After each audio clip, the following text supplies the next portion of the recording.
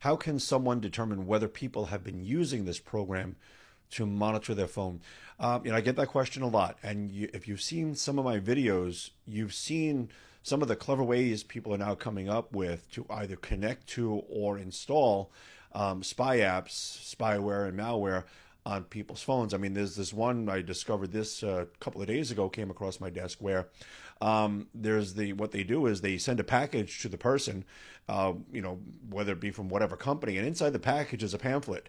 And the pamphlet has a piece of paper in it. And the promotional material on the paper encourages the person to scan the QR code. And in the QR code, embedded in the QR code, I should say, is the spy app. So as soon as that QR code is scanned, the spy app is installed, and within seconds, your information is being shared with someone else somewhere. Now, how can you know if it's being monitored, if your phone is being monitored? Unfortunately, you can't. The only way to find out, there are two ways to find out and get rid of it, which of course is what most people want to do.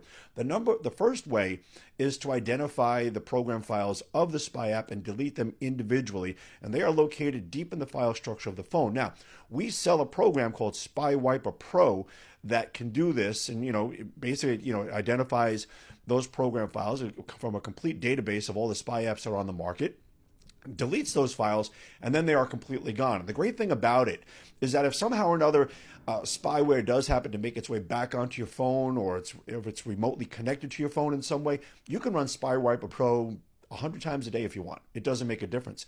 And each time it will remove it. And then, of course, hopefully it'll just stop.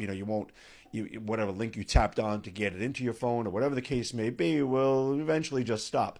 And again, that's called Spy Wiper Pro. I think it's like $15. You can run it 100 times, whatever. You can run it every single day. It makes no difference.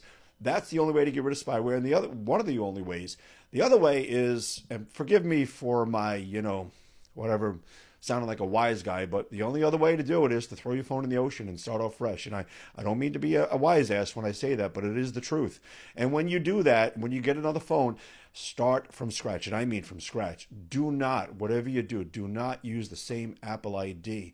Do not use the same Google logins. Do not, even when you re-download your apps and everything, do not use the same usernames and passwords. And please, probably above all, do not connect the same email accounts to your phone that were connected to your previous phone, because there are just so many different ways spyware can be installed onto your phone. So, hopefully this helps.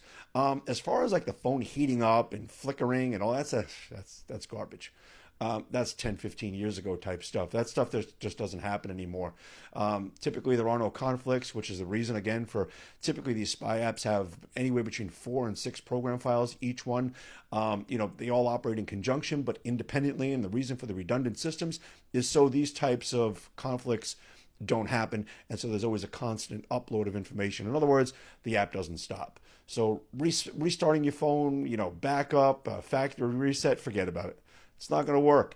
Unfortunately, those are the only two ways to get it done. So, and also be careful what you scan. Be careful what you take pictures of, like those QR codes. Be careful what you tap on in emails, text messages, websites, anything at all that seems suspicious. Do not tap on it. So hopefully this has been helpful. If it has, like and follow for more.